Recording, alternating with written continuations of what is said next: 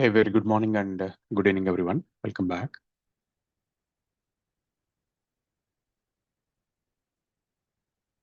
So in our last session, we have discussed about different Linux commands, and we wanted to talk about the networking. So we have paused the networking topic and we wanted to resume.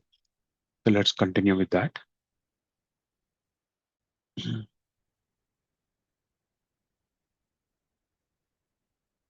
Yeah.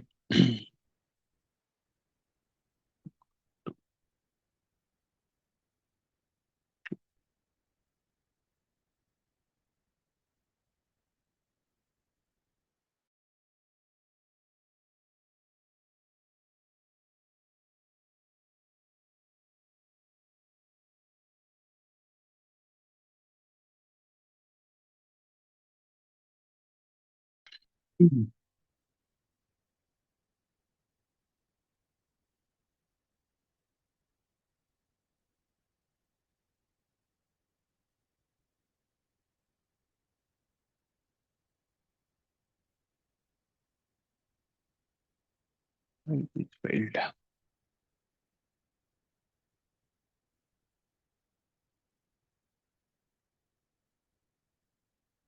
Okay. So last session, we were looking towards the understanding the network uh, from the home setup. Okay, how we actually comparing that with the Amazon setup. In home, you can take one internet connection and you will split that internet connection to multiple devices. Ideally, the companies also does that, but Amazon here is behaving a bit different way. So which they are giving a separate internet connection for each and every server you're taking. Okay, you're literally taking a internet connection. When we take an internet connection, what does that mean is if you get a new IP address, okay, so that is nothing but an internet connection along with it some bandwidth. Okay, so keeping bandwidth aside, at least if you're taking a internet connection, so that means you are taking an IP address to plug into the big world, which is big IP addresses. Okay, network. That is the idea. And until here we have discussed about it, and we wanted to go on further talk about, by the way, but also we have given you a slight glimpse on how a firewall will be there in the organizations. Okay. Your servers will be protected by firewalls. Here, yeah. So firewalls are the devices which is placed between your server and the outside network. So just they act like a security guard for someone in the building to imagine. Uh, so firewalls are quite common, and in Amazon you're going to get one firewall, so which is actually going to protect your server. So saying whom to allow, whom not to allow. All right. And when we actually try to go into the server world, when we actually go into the server world, so just imagine this whole network thing as a courier service. Okay. So the big network, whatever we're talking about, it's like so this is like a globe, across the globe, across the countries, you have different people, connecting and all, right? So just assume that way. Now different people are connecting. So just flip the internet with a old telegram. Postal service that we know, by the way, just for the sake of understanding. Now your okay, from your place you need to send to the other place. What do you need to give is generally to address from address, correct? So you're going to send to address and uh, from address in the telegram world. So here also is the same thing. So when a machine is communicating to another machine, it has some address, and it is communicating to other guy, it has some address. Pretty much happy path, right? So this is how it is happening. So you have address, somewhere you have address, so these are all connected. The wire is there. Probably earlier it was like a channel where the person physically take the parcel and give it to the other person. Now is a digital. So this system will talk to that system. So IP address talks to IP address, which is fine. Now in the same Telegram thing, like let's say I have a building, okay, so but I have a multi-store building. That means the servers are big servers. Okay, you don't expect only one thing to happen. You don't think one thing to you don't need to think about uh, like one thing to happen in the sense like one building, by the way. So it can be a multi-store building, so where your address need to be accurate in the same place, but it's a multi-store building. Servers are also like meant for doing multiple things, by the way, so it is not meant for doing one thing. So that means when the request is actually going from one place to another place, it has to be accurate, that so which place you are hitting, by the way. The same server will can run 100 services. Okay, now which service need to hit, so that exclusively your client has to talk to the server, so saying that I want to talk to so and so guy. Okay, so where this is an IP address. Okay, and each and every floor we generally on the server we call it as a port number. Okay, a number will be there. So a service, each and every service will be binded with a particular port number. Okay, so that is where um, each and every uh, service is going to run with a port number. So that's where the clients actually, whenever makes the request to the server, it is going to be like, so which port you need to achieve. So that's where the firewalls usually will have. Okay, so the firewalls, whichever we have, they will tell that, so which port number and from where you have to allow is what you're going to tell. Now for the servers, whatever we take it, I think today I don't have servers, but there are some security groups which are already created earlier. So those will be there on the left side in the EC2. You'll find security groups. So each and every server, when we are creating, there is one security group coming in. The moment you are creating a server, so it is automatically Amazon is trying to create a firewall rule.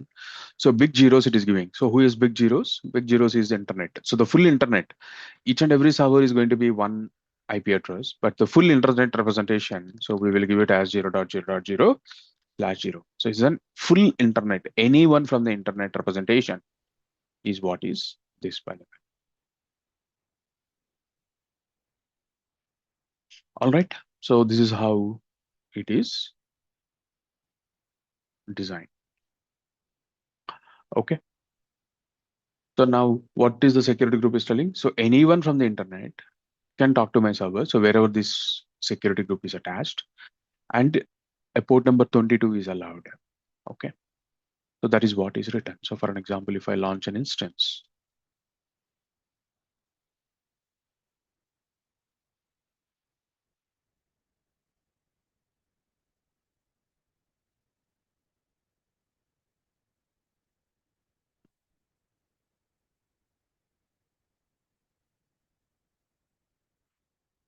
so that server is going to run some service by default, which is SSH service, which we are actually connecting over the command line, right? The server command line, by the way. So I can do that. And that port number is a 22 port number. That's a default port. That's how it is. So let it come back. Let it come up. Just a minute. It will take. Now, this firewall in Amazon is called as a security group. And in the firewall area, I think I have already shown like, who is the good players, by the way. So Palo Alto, Checkpoint, okay. So Cisco, okay. Like this, multiple guys are there on the firewall. Palo Alto, I think fairly a good leader in that particular area. Now, Amazon lacks certain features where those firewalls still be a leader. Okay, in enterprise organizations, even on top of security groups, okay, there'll be another firewalls which is like a Palo Alto. Okay, so Palo Alto. So Palo Alto and also these have rule expiration policy, rule expiration date. Okay, so these guys supports, okay, allow scheduling the security group rules to activate and deactivate automatically based on the specific date and time. So in enterprise organizations where the security is a very mandatory thing, okay, so consider as a very very important thing, or the review is very important thing. So you have hundreds and hundreds of services running. Now today I open and I forget, I left the organization, blah blah blah. So that is there all the time, and some hacker identifies that. Okay, so like let's say someone enters into the system, someone identifies it and may abuse it also.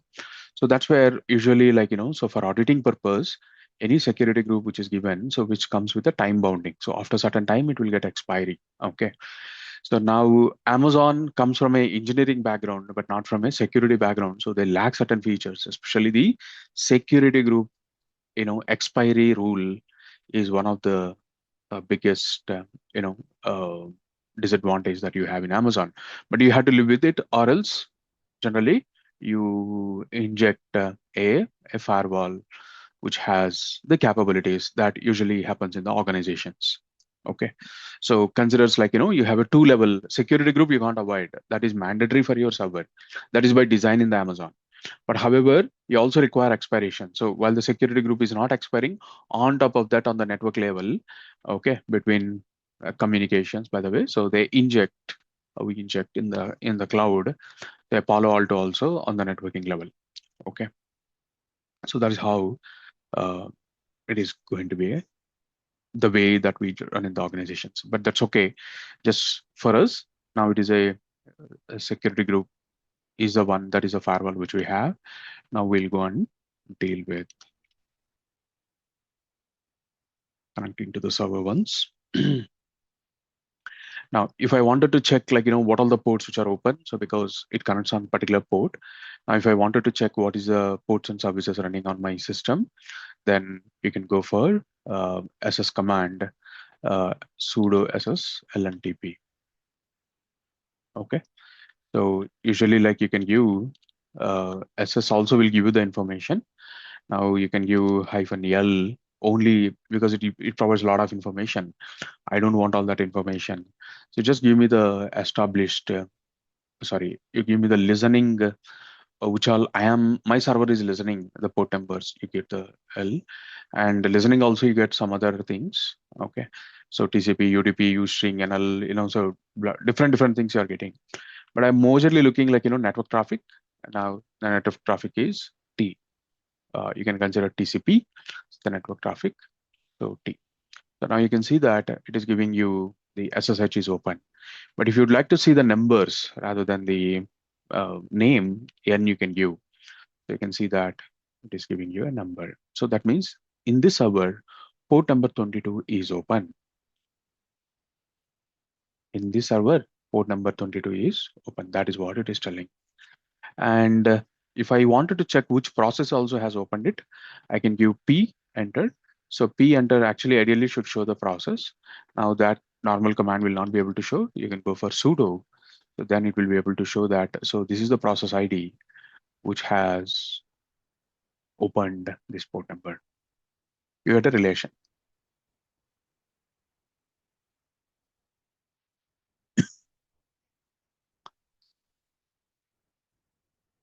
All right.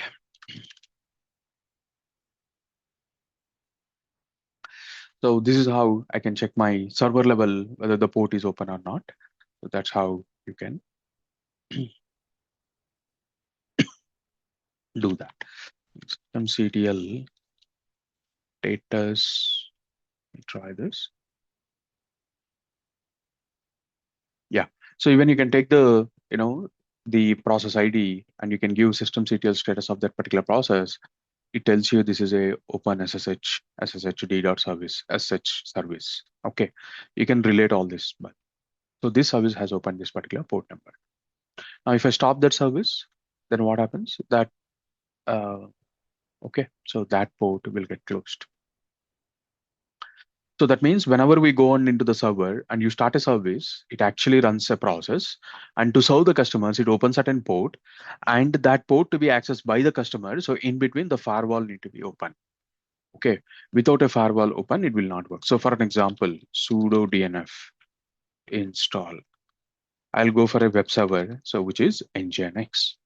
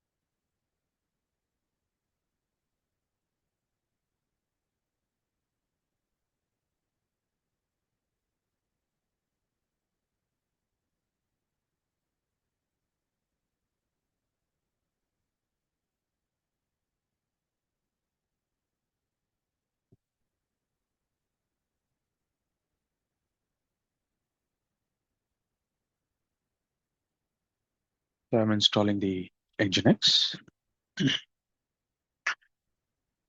Now Nginx comes with a service. Windows systemctl it does Nginx. Okay, we can go ahead and give start Nginx. Okay, so systemctl start Nginx. So now you can check the status. You got it, right? Now you can also check so sudo ss -lntp. You can see that now Nginx is actually coming into picture and the port number is 80. Okay. So since this is a web port, is a web server, so you can hit it from the web client, which is from your browser. So if I go and give HTTP :/ this one and :80, you don't really need to give the 80 because browser by default automatically hits the 80 port only. So enter. So you will not be able to see anything from the server. So why? Because while you're reaching to the server, so someone is actually blocking you, which is firewall. Okay, firewall is blocking. So because you look at the security, so the inbound, by the way, so only 22 is allowed. So this is the security group. Now what I am going to do is I will just go for adding a new rule. Now, like I also already mentioned, by the way, on the security group perspective, in the security group, you can always have, so each server in AWS will be protected by a security group.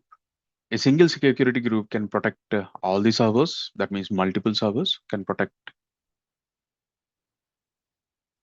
multiple servers, and each server can have one or more security groups to be added depending on the requirement. So now here you modify the security group, or else what do I suggest is, suggestion, I can take it up later. That's okay. So edit inbound rules, add rule. So you can give the port number 80 I want to allow. From where? From anywhere from the globe. Save it, by the way. So now you have 80 port also open to the full outside world. I go to this particular browser. Okay, so I refreshed. So which I got the page. This is the response which I got it from. This is the response which I got it from server, from my client. Okay, so by hitting that particular port exclusively. So that's where. So looking at the ports and services. So you need to know that which service has opened which port number. On the operating system, you can check which ports are opened, by the way. So by using this one. Alternatively, earlier we also use a netstat command also. So SS is a modern version of netstat. Netstat has a big security vulnerability. That's where OS actually started deprecating it and promoting SS from quite some time. Okay. So SS, netstat, at least in our operating system, I have both also. And that package I already installed. Sudo, you simply give netstat only. That's all. Netstat -lntp. It also gives the same things. Okay, more or less the same thing you're seeing. But this is a different program. This is a different program. So SS is recommended because netstat is having some vulnerability. I don't remember, but it has something. That's where Red Hat came up with SS. All right, so that's how we're going to see SS all the time. Now we just tried installing a service from the internet and we tried to access it. We got the response. Does it make sense? Any questions on this? Before proceeding further?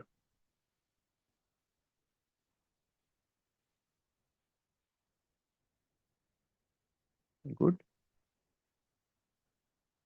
So this comes to the end of our Linux commands actually. What all the basics I wanted to talk about. This is the last, at least at this moment. Going forward, you'll see here and there some other commands are still coming in.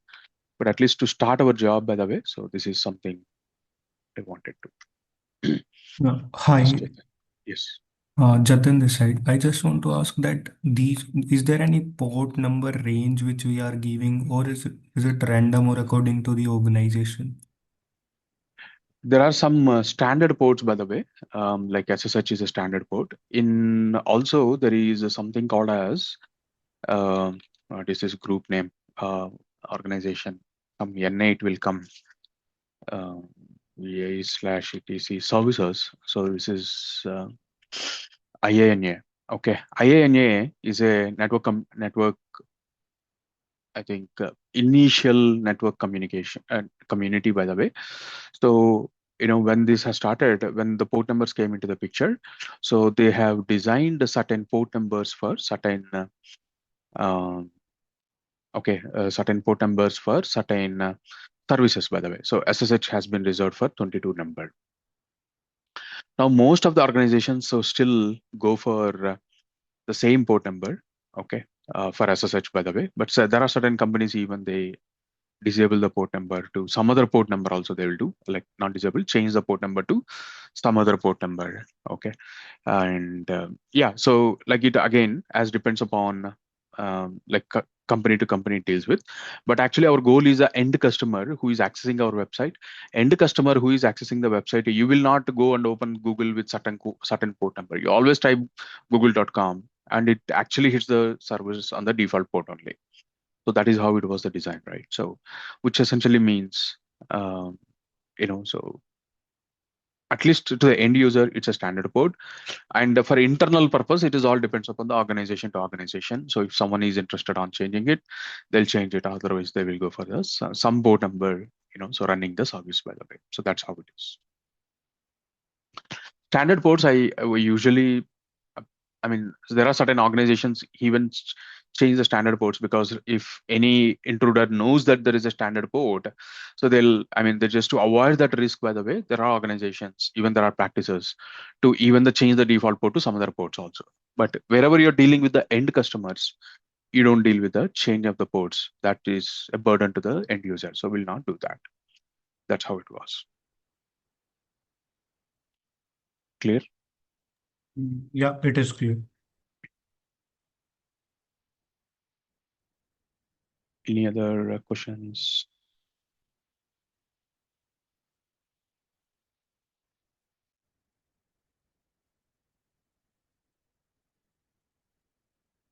Hi, Raghu. So, you said there's usually two level of security in some of the organizations.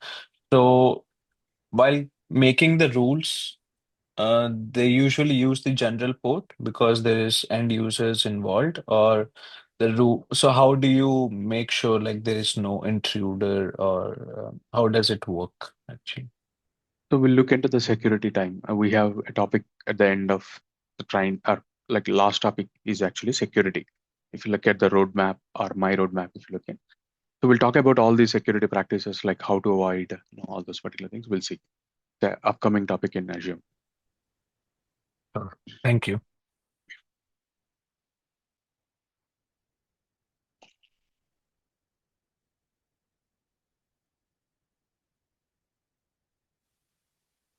Hey Raghu.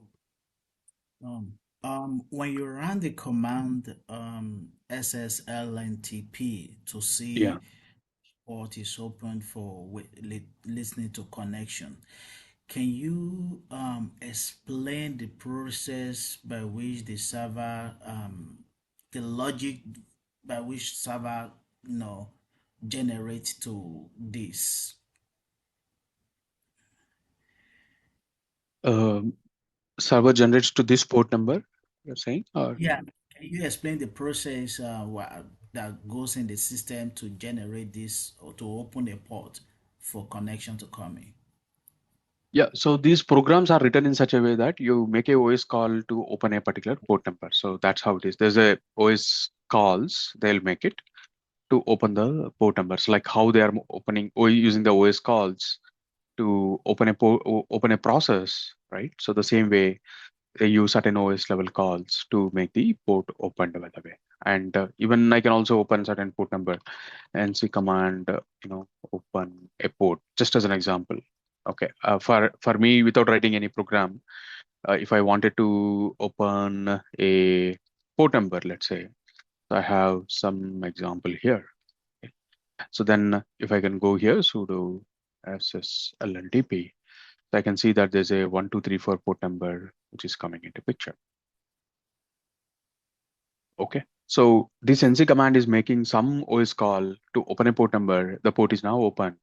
The same way, like Nginx program or a such program are written in such a way to open certain port number.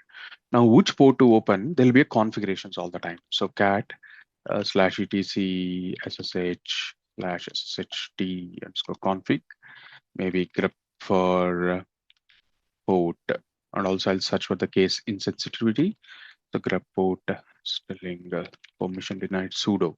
So if you can see this, the port number by default it is marked as 22. Okay, if you want to override, you can modify this and restart the service. It will come. So the same way. So etc nginx.conf file. So grep -i. I think something like listen. I'll get it. Okay. So listen, you can see that it is 80 number, by the way. Okay. So that's how the Nginx is listening on 80 port. So just to summarize the answer to your question, so how it will open, it's a voice call written by the program. And what port to open, there's a configuration that comes by the way. So by default, there is some ports. Those will try to open at that port and depends upon the need and the requirement. So we will change to our requirements. That's how it is. Thank you.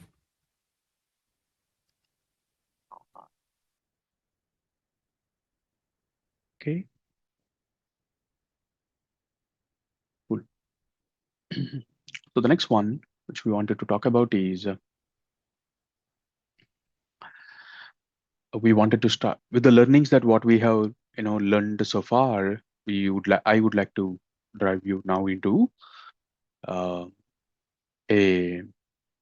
real world project or some project, by the way, but we'll just get into the understanding of the business, by the way, and then we'll translate to some dummy application at moment. We'll do the big project once we cover all the topics with the AA, especially like we wanted to run the project, right? So usually earlier I used to drive the project at the starting and we go by the way. So we'll still be the same way, but it is going to be a small project now. The big project will happen at the end. Okay, so I'm planning big 2 projects at the later. Okay, so this time. Cool. So let's start with understanding the project context. Let's come from the business. In the very starting session, in the demo session, if some of you might have missed it or not there, I have started about talking about something called as how do we get some business, or how am I getting a not business in a way like in which business I'm getting a job. If unless until business is there, business is not there, you will not get a job. Correct? You get a job when you have a business. And what is the business which is giving us the job? The SDLC, software development lifecycle, is what I have mentioned, correct? And in the software,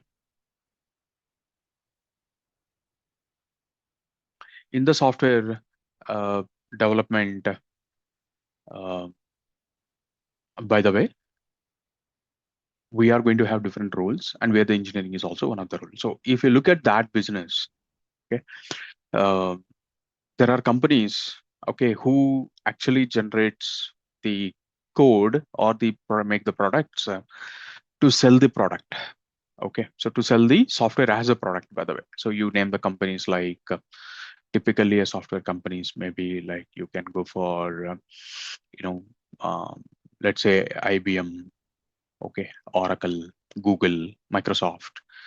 So they have some hardware things of it, but just look at these guys actually sells the product to the organization. And there are certain companies who still develop the code or who still make the code, but it is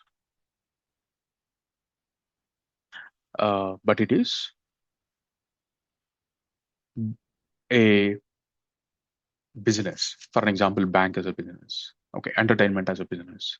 So there are different businesses which is involved here. Okay, and they generate the code for that. So now your role is anywhere you can get it. Okay, so that's how it was. Now, why I'm coming from there is, now forget about the role. You again go back to the step, by the way. So usually businesses, we usually look in like this approach, which is B2B, business to business, or B2C, business to customer. Any business should be doing the business in either of this model. Okay, if you look at the business models, B2C or B2B. Now, forgetting about that business, like however they make it, whether that means, why I'm stressing this particular point is, some companies you may never heard it, by the way, but because they are actually B2B businesses. Okay, they don't do B2Cs kind of a thing. So for an example, you take Amazon here. Who takes Amazon? So you will not take Amazon just because you're doing a learning, you have taken Amazon account. But just keeping the learning aside, by the way, who will take the Amazon account? Whoever have a business to run certain services, they will take Amazon. Okay. So just for a hobby, you will not run some 100 servers, 1,000 servers, right? Okay. So you won't do that. So unless until there is a business need, you will not do it. So that is how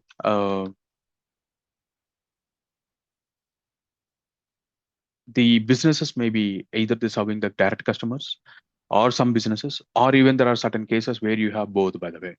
For example, you take WhatsApp. WhatsApp is a B2C.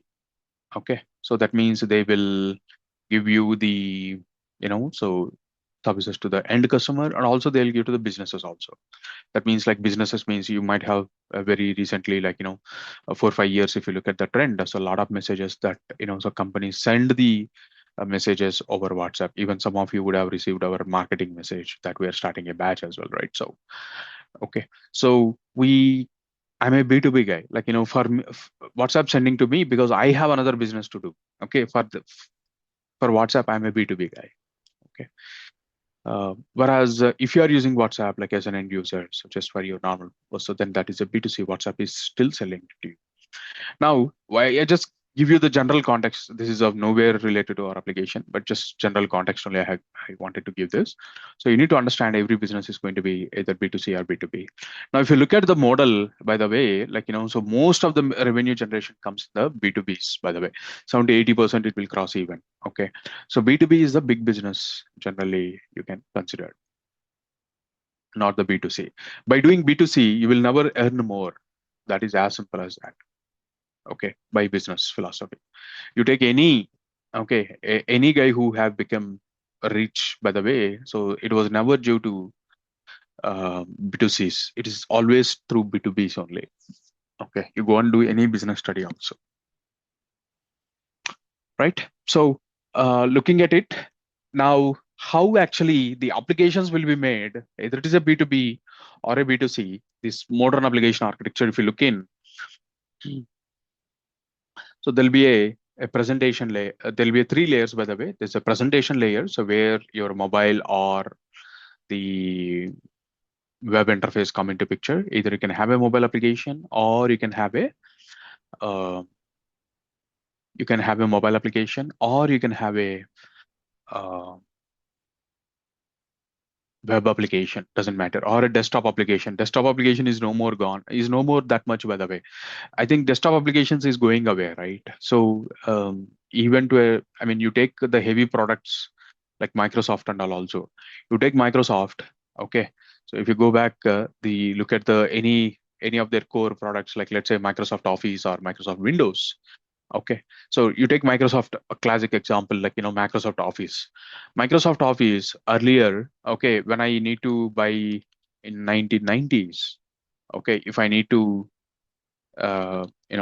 Office, if I need to go and, get a Microsoft Office, so then we have to visit a store and you buy a product, by the way. I think many of you will not have that experience also.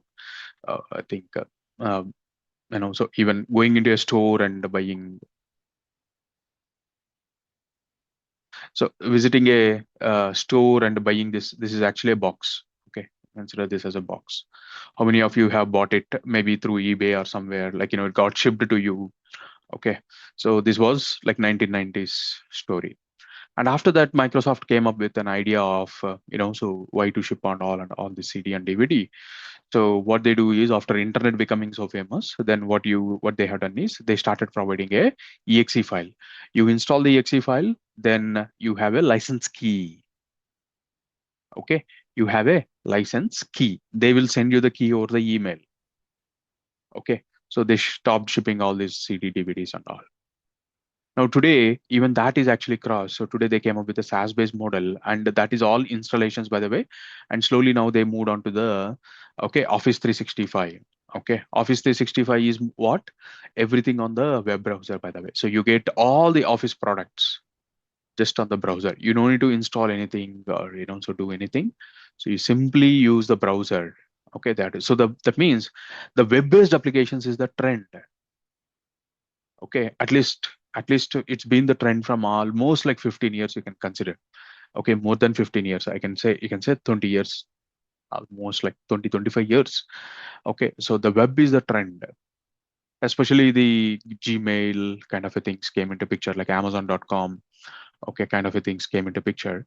So very popular sites I'm telling. Okay, Google.com. So this has shown the proven that the capability of the web-based application, so that every one of them moved on to this web-based application. Now Microsoft actually went down to a level that Windows 365. Okay, so Windows 365 they went. So Windows 365 is your Windows on the browser. Okay, you can have one bare minimum client that you can have, like let's say I have a MacBook, but I still need Windows for some other purpose. I can directly get one VM. By the way, from here, you can use whenever you want, just on the browser. You access that one just on the browser. To that level, they have taken operating system coming on the browser level. They have taken. So that means overall, you need to understand when today's business, when you talk about the modern applications. Okay, so the three layer or the three tier application comes into picture. Okay, so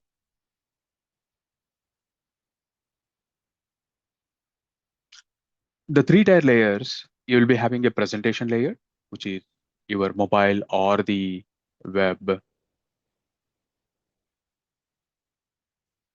your mobile or the web will access it. That means you take an example like Gmail. So Gmail, you open gmail.com on the browser, you take a Gmail on the app also, mobile app also, you'll get the same emails. So that means only the presentation layer has been changed to web, mobile app, something like that. Okay, the presentation layers. But beneath, again, application layer comes into picture. So these are all developed in different programming languages. And finally, you'll be having a database layer. Okay, so there are different tech stacks also given in this particular diagram for understanding purpose. Okay, so this is how we are going to have the products, by the way. Now, who chooses this product, what to use and all? So there's a development architects. Okay, development side architects. Okay, not infra architects. It's going to be a development side architects, which are the senior guys who designs the products and all. So for those guys actually went through the understanding of the requirement of the business, and it depends upon the needs and scale. They are going to depends upon the needs and scale. They are going to design. Okay, so this case Java is so suitable. Okay, so this case. Uh, this case Node.js is suitable, Golang is suitable, .NET is suitable. Okay, like that. So um, we are going to get the different we are going to get the different tech stacks, by the way. And 1 second. Yeah. So we're going to get the different tech stacks design from the architects, by the way. Okay, so I have a massive database scale, so then they can go for Oracle or Postgres. Okay. So they have a type of data that it is little unstructured data than MongoDB. Like depends upon the need of the understanding, by the way. So they will design something. So based on that, so once after the development, our engineering work come into picture. Now each and every service, okay, over here will communicate over the APIs, by the way. Okay, uh, each and every service over here communicate each other over the API. Okay, we call it up. API is nothing but a TCP call, which is a HTTP call. You'll make it. So there'll be a lot of microservices. Now we go back to the first day when we are discussing. So we talked about Netflix. How many microservices? Okay, Netflix, how many microservices we got? Like, so 700 to 1000 microservices. Now, how these services are communicating each other? So over the network. Okay, and we also call it as a API call, which is just a portable interface. That means like still the HTTP call, but it is more in a structural format, by the way. Okay, so you hit some service, a bare minimum call API, and it gives you the certain response, and that response will be taken and proceeded.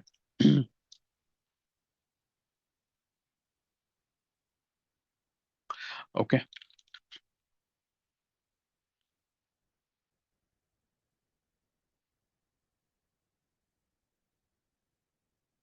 One second.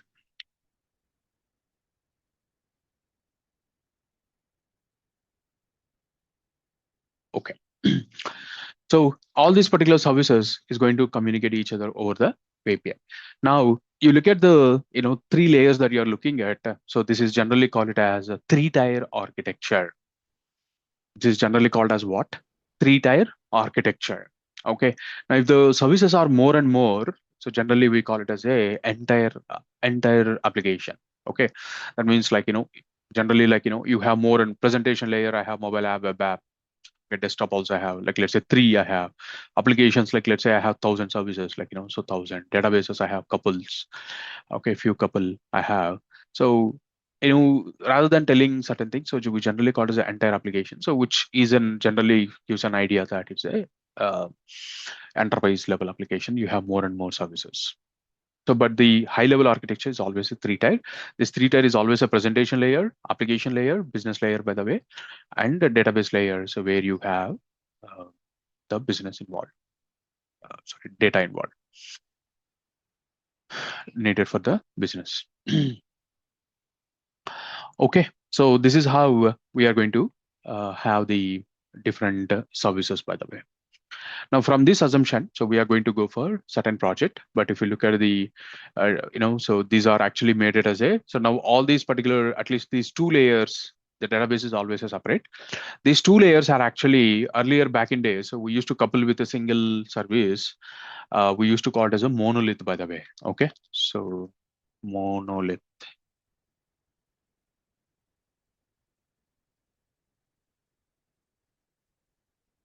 Monolith applications. So which is a unified, all code resides in one place.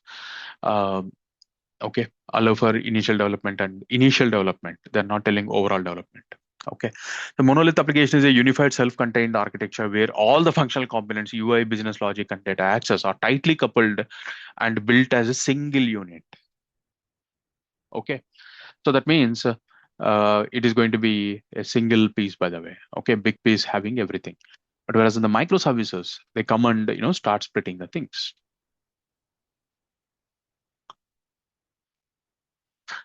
Okay, with the um, with a microservices, they'll start splitting the thing. So now a microservice to microservice, they'll communicate each other, okay, including the database, is all the network calls. Okay, network plays a very crucial role. Okay, now let's say Amazon versus Netflix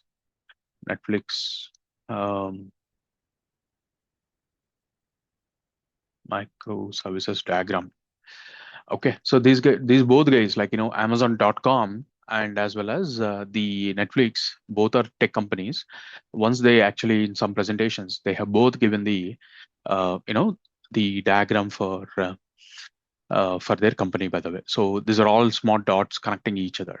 Okay, so these are all the different services in the Netflix. They're connecting each other. In between all blue lines is a network diagram, network line, by the way. So connecting it. So it becomes a massively complicated ones in the platform world. Okay, so whoever works on the platform world, okay, usually go and generate these particular diagrams because it's very, very important for us to understand the things, by the way. Okay, so like, which point is connecting to which point. So the point connections should be queryable. Unless until you store it in a database, you'll not be able to do that. Okay, so usually like whoever comes from the platforming world, platform engineering world, so knows these particular diagrams and their context, by the way. Okay, so overall, our idea is, our understanding should be is, okay, networks becomes a complicated and it's a crucial part in the microservices world. Okay, so and yeah, microservices has certain advantages, and that's the reason, so even though it is engineering complicated, but it is a business friendly, so people will go for microservices because it reduces the overall impact, by the way. For an example, today, my application, some of the service is down in monolith, by the way, mostly like, everything will be down because it's a one piece. It is going to be a simple Boolean. Works, won't work. It won't come with like, some part it is working. Okay. It is pretty rare. Okay. So you assume that, so it's a monolith means, so you have to rebuild everything to fix that. So that means overall you have to take care, like it's a one piece, right? So that is a major problem. So, but when come to the microservices, those are all individual pieces, by the way. For an example, yesterday I would have recorded it, by the way. My mobile application, a classical example, by the way. Mobile application, it allowed me to log in. But however, when I click on check balance, it is not able to give me the balance, by the way. Some service of there is down. Okay. But however, when I try to log in, it allowed me to log in. Okay. In fact, it allowed me to log in, but however, it failed to show me my balance, by the way. It's a very classical example. Okay. So, um,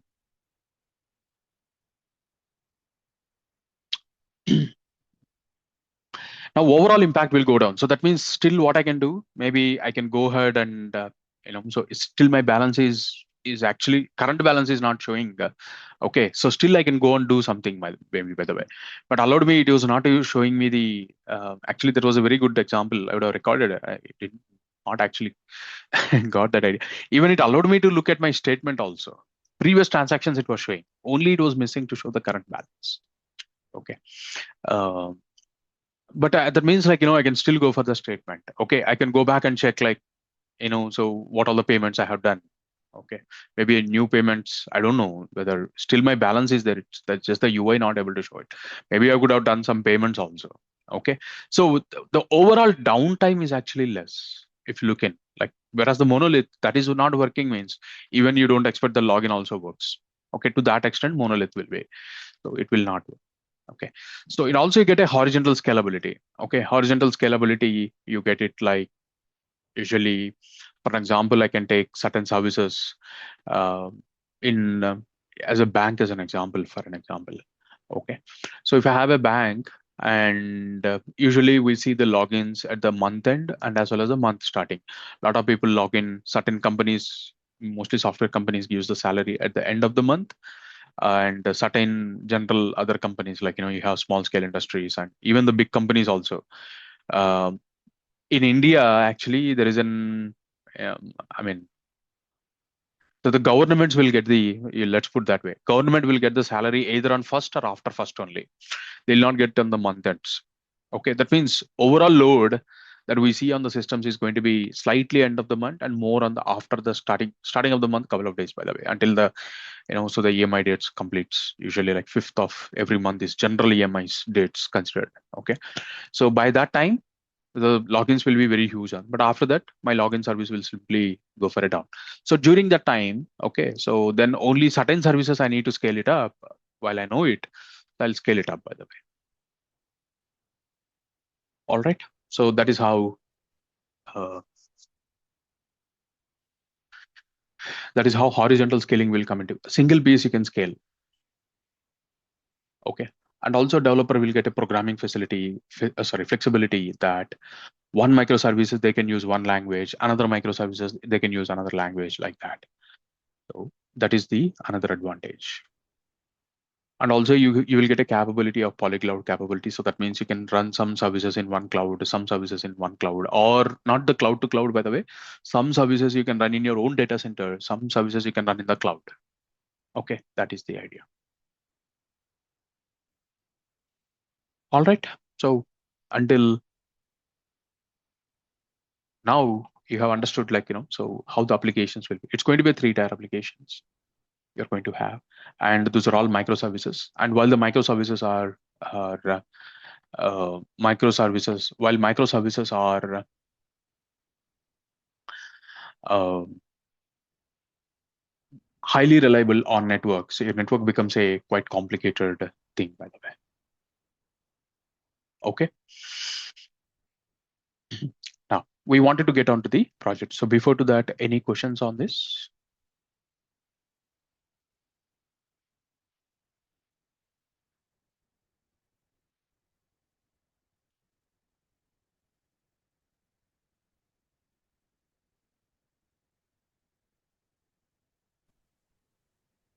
Not able to hear you, Aditya. Hello, hi Raghu sir. Yeah. Am I audible? Yes. Now you're audible. Hi, Raghu sir. I joined from today. This is my first class, Raghu sir. Okay. Any questions on the topic? Uh, Current I will yesterday night only I took the course, Raghu sir. So today I will see the all the old videos, and tomorrow if any questions I will ask you, Raghu sir. Yeah, anything related to the current topic you go. If anything else you want to talk, just hold till few minutes. At the end of the session, we can have a discussion. Okay, Raghu sir. Okay.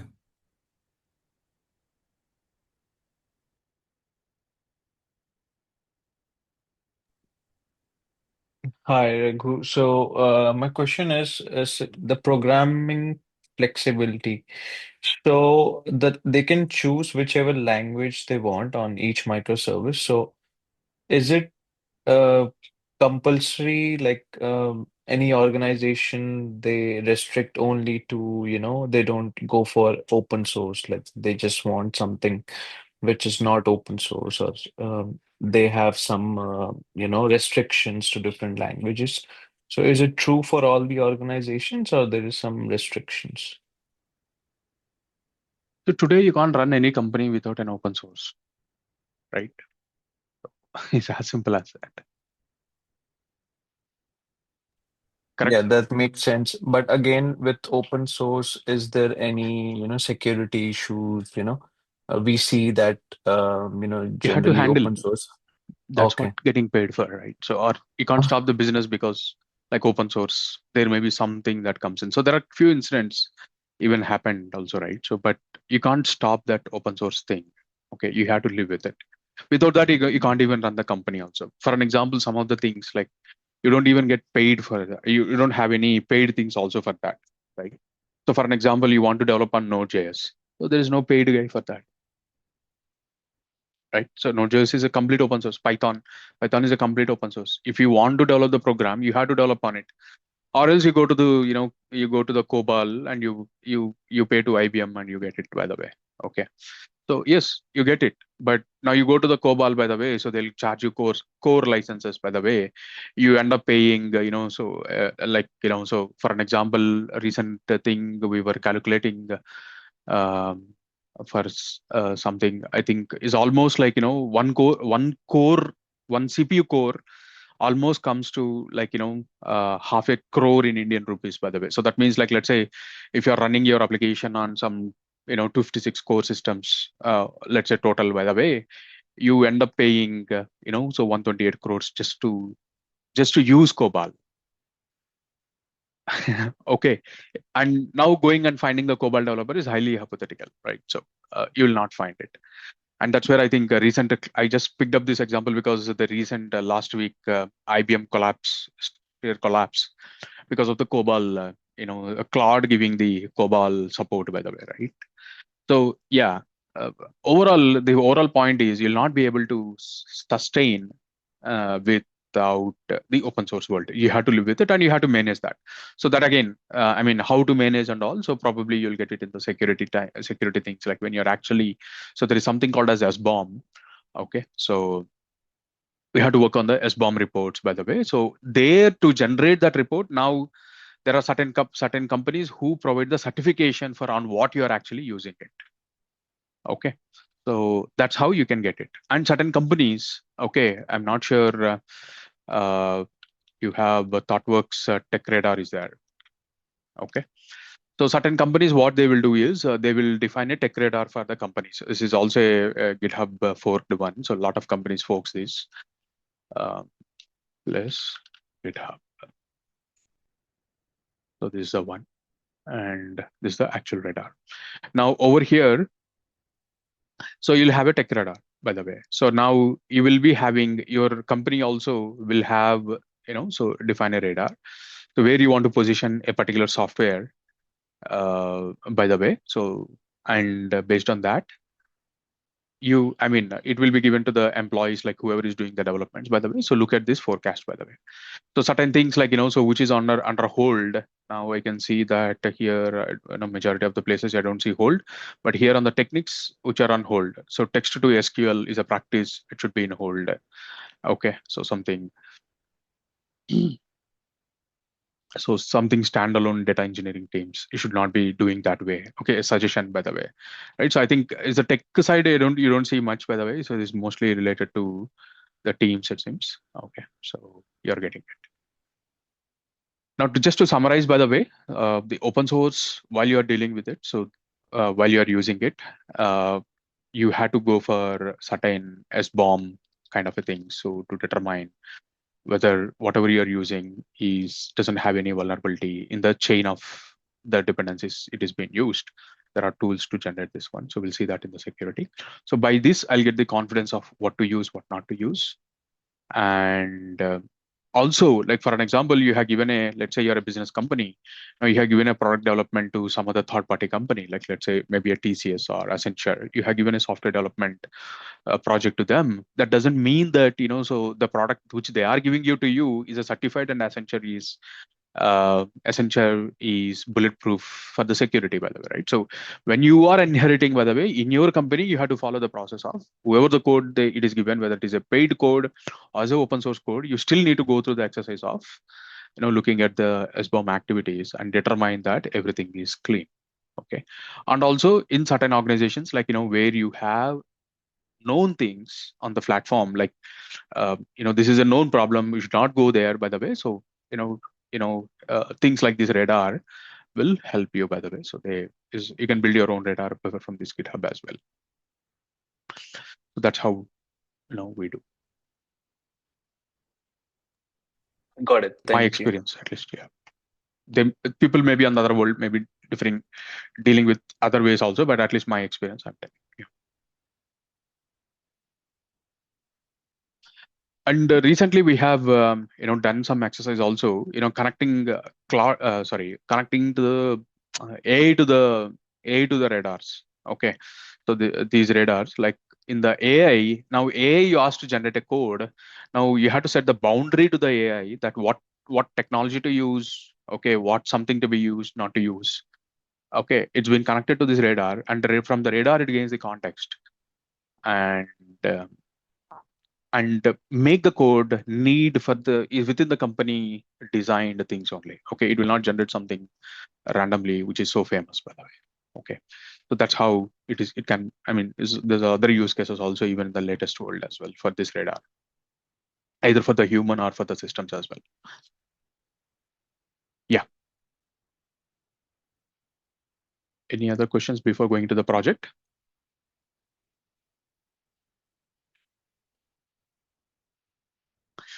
Cool.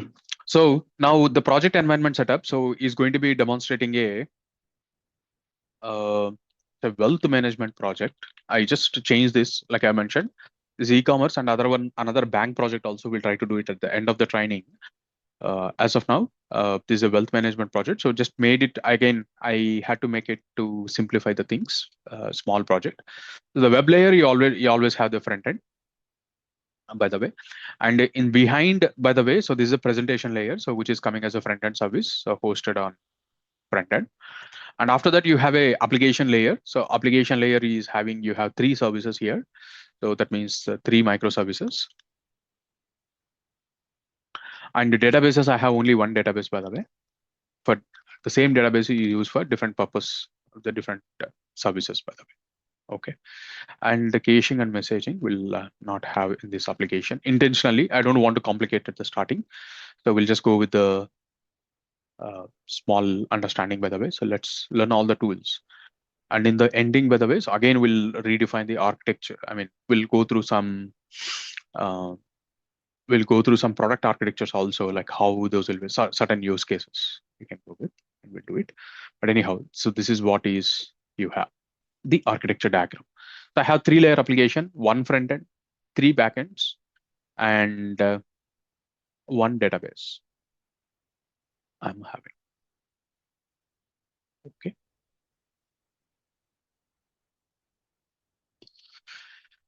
Now coming to the security group, by the way, so each and everything I'm going to run on, like look at it, by the way, so they connect on different ports, 8081, 8080, 8000, different ports are there. And here this, is also another port. So this is again port, all this becoming is bit challenge, by the way. So for simplicity in the early practice, later we'll not do this. Okay. So create a security group name in the name of Alavall. And configuration for both inbound and outbound will be like, all traffic from anywhere we will create. But anyhow, this is not a secure in production environments, but used here to avoid early networking hurdles. Just to avoid the early networking hurdles that you might face. Okay, because I already told usually like, with the microservices network, it becomes a bit complex. Now, I don't want you to solve the network complexity in the very starting. Okay, you start understanding how to set up the project. Okay, start making it functional, available, by the way. So then okay, so then we will be okay, looking at the security at the ending. We'll close all the things, by the way.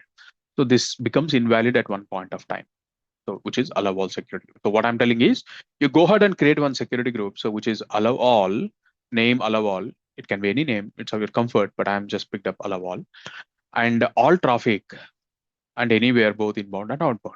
Okay, I'll go and do that. So I will go for the security groups. I'll try to delete all the security groups. I think it is telling one security group can't be deleted because there is something running. Okay, let me delete this server.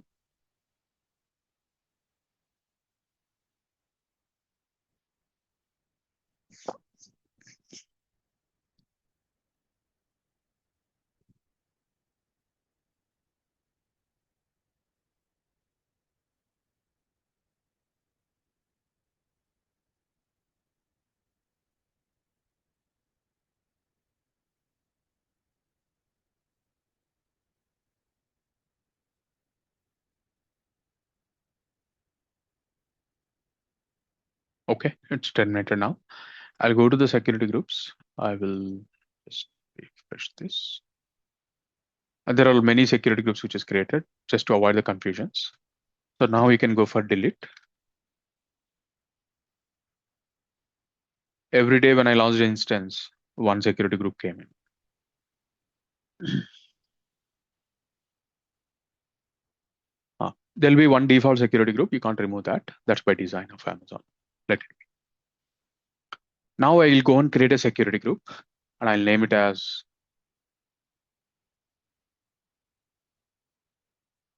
Alaval,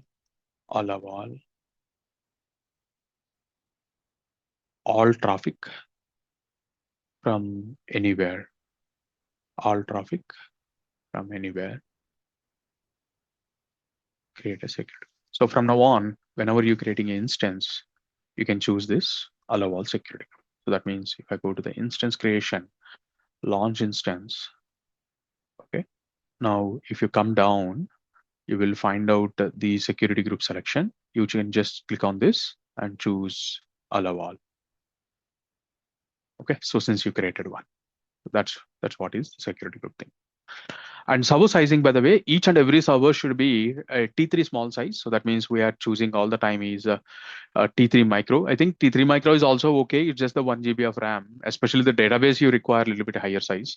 applications. So this is okay. Okay, so you can still go with this, but I suggest, like, so just to avoid, like, any, it's only for some time only. You go for T3 small, that's fine. Okay. So this is another thing which I'm suggesting from the project perspective.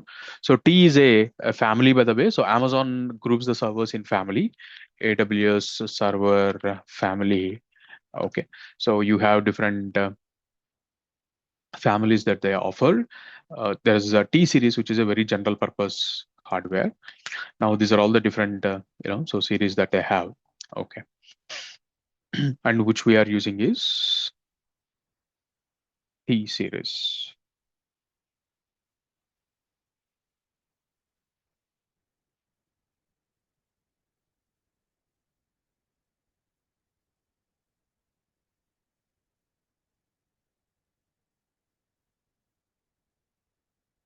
There are many, it's not come. Let me filter.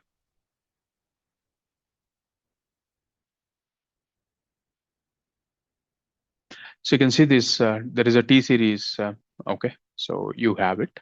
So the general purpose, these are. And also you have little higher, higher, faster CPU and a faster memory. Okay, you have M series. M also is a general purpose, by the way. M series. No, M series, right? Yeah, you can see this M8, M7 should be there. There's such problem. Okay, fine. So here you can see this M series is also a general purpose series, but T series is, like, so lesser CPU speed and lesser memory, by the way.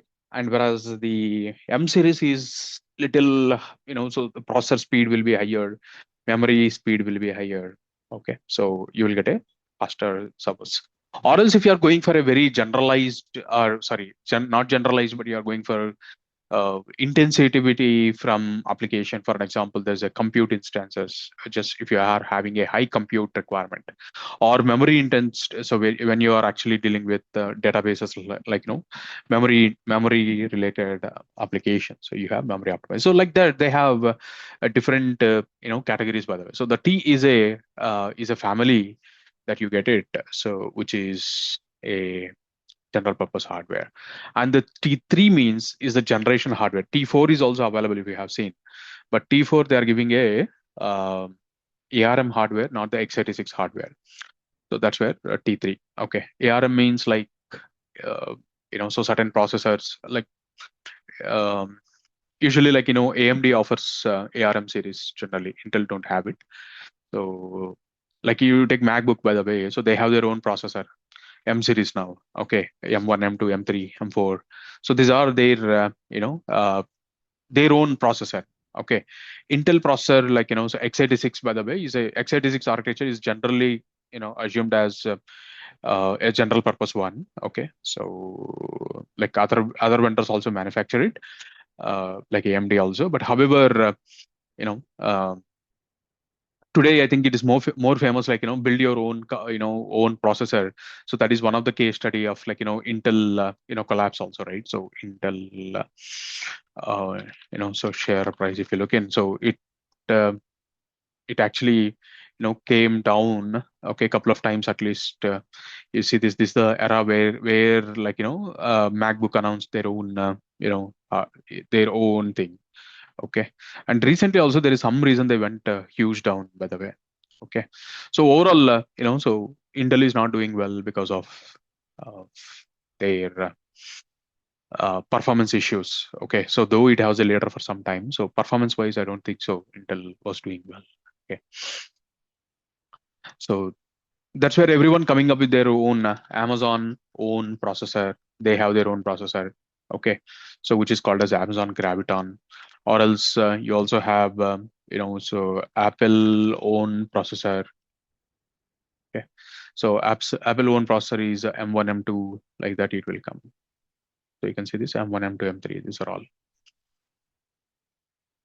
Okay, so overall, this is how we are going to get it.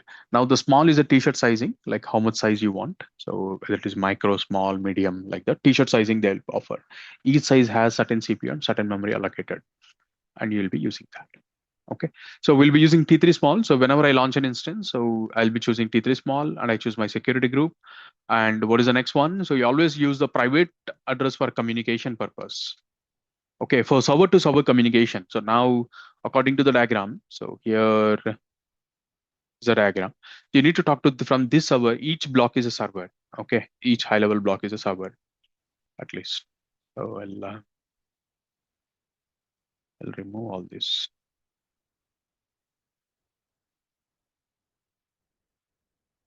To keep it simple,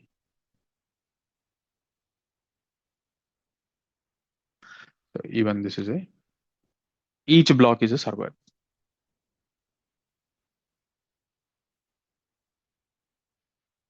Okay. Now, while each block is a server, so now server to server communication we need to do. So that is going to be done by using private IP communication.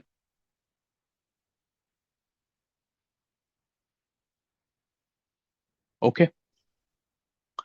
So you always use the private IP address. So that means when you launch an instance along with the public IP, so you're going to get one private IP. Okay. So you'll be using that particular private IP. The original IP of the server. Private IP communication is what we do. And also, once you log into the server, so you always get let me launch a machine without a keypad. So from now on, okay, when you launch an instance, is there any other sudo convenience? I'll come again. Now use AWS tags like, they name the server, by the way. Name the server. So when you're actually creating a server, you create a name. Okay, so that means you go to the top. This is a test server. I'll put it as a test, so that while actually tomorrow I go for multiple instances, there won't be any confusions. Okay, so if I have a name here, so then I'll know that this is that so-and-so instance. So that's where this is a good one to have. Okay, always provide that. Okay, when you launch an instance, so what are the things that you need to cover here? So you provide a name. Okay, you provide a name, and then you provide an instance type. You provide a key pair that it is not needed. You choose a security group and you launch it. All right. So that is how it is. Okay.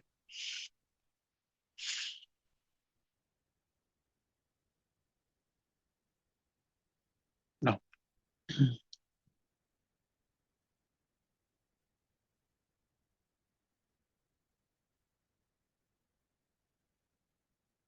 okay. All right. Now, once after you log in also, okay, you go here, so you can put the same name actually on the prompt also. Like modern clouds, like, if you look in after Amazon Cloud, Google Cloud came, Azure Cloud came, those clouds will set your prompt also with the same name, whatever you have given here. Okay, but Amazon is still not there. So that's where what I have done is I just brought the capability to by myself in this image. So you can simply go here and give sudo set prompt. So now this is a test instance. I'll put a test so that from the prompt also I'll understand. So because if I have a multiple windows, which server I'm executing the command is always a difficult for me. So that's where um, that is where this is going to be uh, a useful feature, by the way. So by looking at the prompt, it will avoid accidents. Okay, we will avoid accidents. So that's where we're going to use this set prompt, by the way. Okay.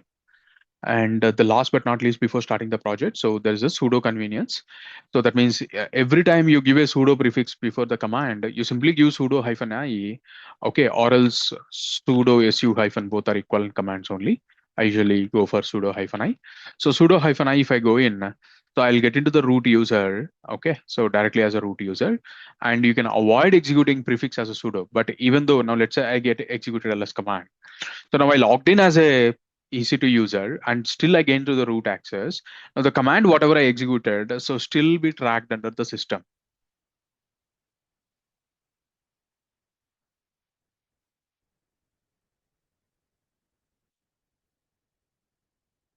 Sudo tail has one option to follow the file. So that means all the lines which is adding, it will show you. So var log message, var log secure.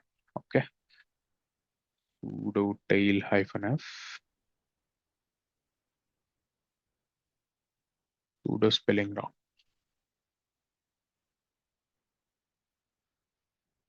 Okay, so fine. So now I'm thinking that I'm a root user, by the way. So but you type the moment I type ls, so you can see that that ls command has been captured.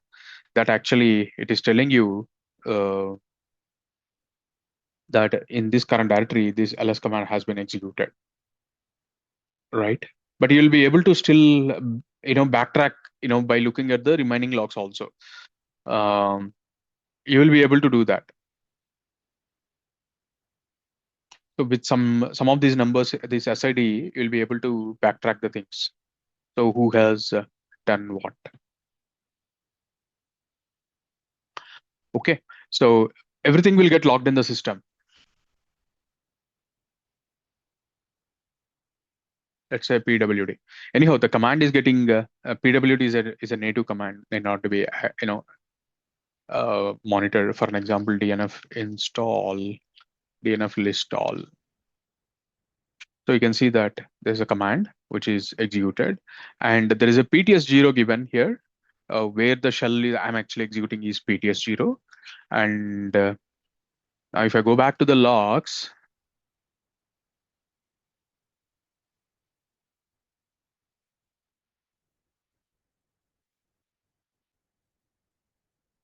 if I go down the logs, it is giving me that I executed here. Where is this? List all in PTS0, right? So in PTS0, if I search for PTS0, so grep for PTS0 in log secure. In the varlog secure, if I look at the PTS0, so the PTS0, it will tell that it is the EC2 user who logged in. You will be able to track that also. You can see this. So with the PTS0, the user has logged in and he gained the root access. Okay. And all the PTS0s belongs to the EC2 user. If some other user, he will get some other, every login will get one PTS terminal ID. Okay. So from that, we'll be able to track it. So there's no escape, by the way. All right. So that's where it's the sudo -i, you go and do that. So it's just for the comfortability, but everything is getting tracked. So there is no issues. They are not losing anything, by the way. This does not compromise audit, audit tracking. So no worries.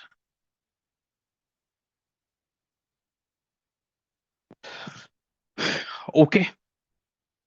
So that tells us to go and start the project. So the project documentation I'll bring by tomorrow. This is a new project, so that's okay.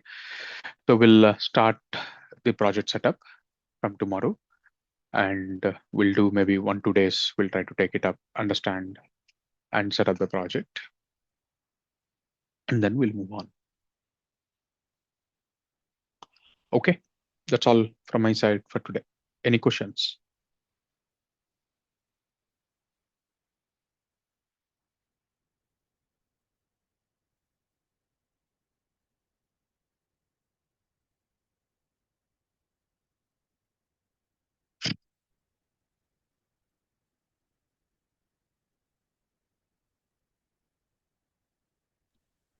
Hey Raghu, while choosing the private IPs, you choose IPv4 instead of V6.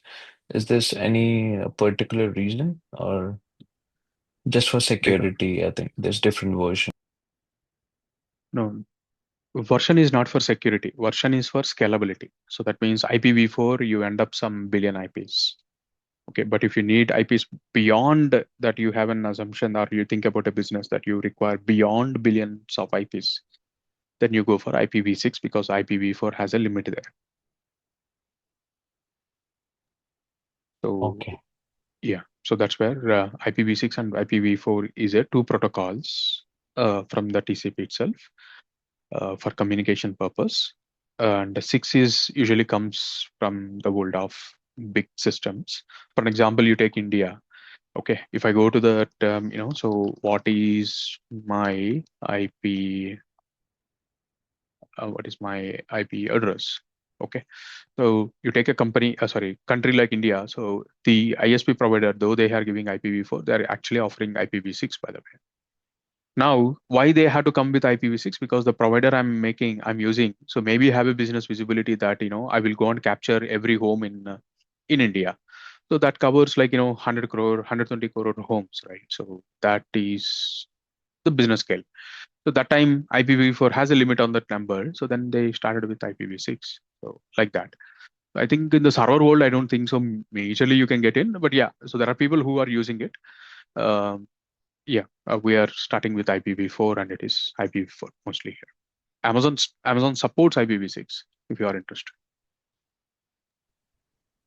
Okay, so my follow-up question to this would be, in case, the scalability, they have this scalability. So in case you set up it as a V4 and tomorrow you need a V6, can you, scale the same servers to V6 later, or you Yes. have to change everything? Now, everything you want to change or only certain things you want to change, that's a decision. Okay. So need not to be, you can simply leave it the existing ones. You can continue with the IPv6 also. The communication can happen. Okay, got it. Thank you.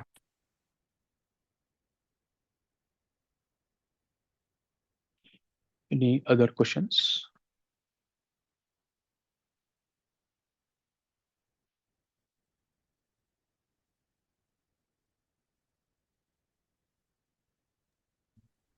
Hello, hi sir. So I told you this is my first class.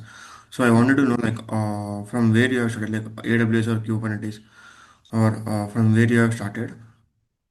So we started with the Linux. Linux. Okay. Yeah. Okay, Raghu sir. Okay. So I will see the whole last 1 week videos, and tomorrow I will ask you the questions, sir. Sure.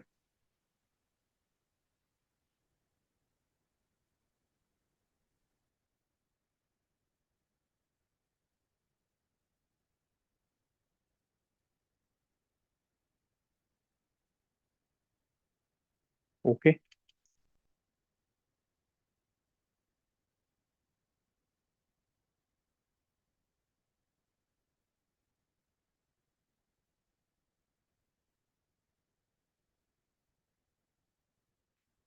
I don't see any more hands.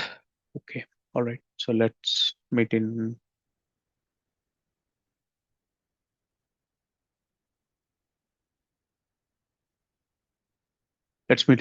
tomorrow session. Okay. Bye. Okay. Good night.